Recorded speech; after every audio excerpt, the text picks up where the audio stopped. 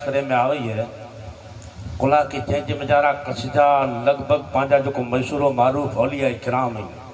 जंहिं मणी जो तज़किरो है अने सिराजी परिवार जे हिकिड़े अल्लाह जे मक़बूल वली कामिल जंहिंजी मज़ार मोथाड़ा गाम जे मजारा है जाफर शाह वली रहमतुल्लाह अलैह ही इन ख़ानदान जा हिकिड़ा चश्मो चिराग इन जो पण तज़किरो इन कलाम जे मजारा है तो अल्हम्दुलिल्लाह उनकी फरमाइश है तो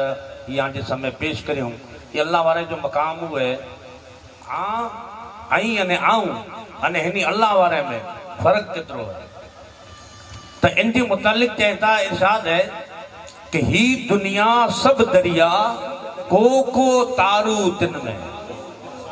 कहता कि ही सजी दुनिया है इनके एकड़े दरिया की मिसाल कहता अने इन दरिया के विचारा आई अने आऊं पा मरे इन में तरेला करे ओपड़ी पे आई पर कहता कि इन में दर्दो के ही दुनिया सब दरिया को तारू तिन में कहता कि इन में छणी भले मरे पियाई पर तारू मरे नहीं इन में तारू अमो कहीं जो ओकरी ने पार थींदा बाकी बिया मरे बुढ़ी रहंदा तो कहता ही दुनिया सब दरिया को तारू तिन में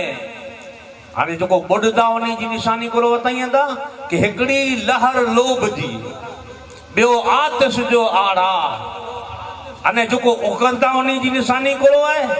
कहता कि सदको करे साह तरी विया उतार मां जो अल्लाह की बारगाह में पंहिंजो सब कुछ कुर्बान करे वेदो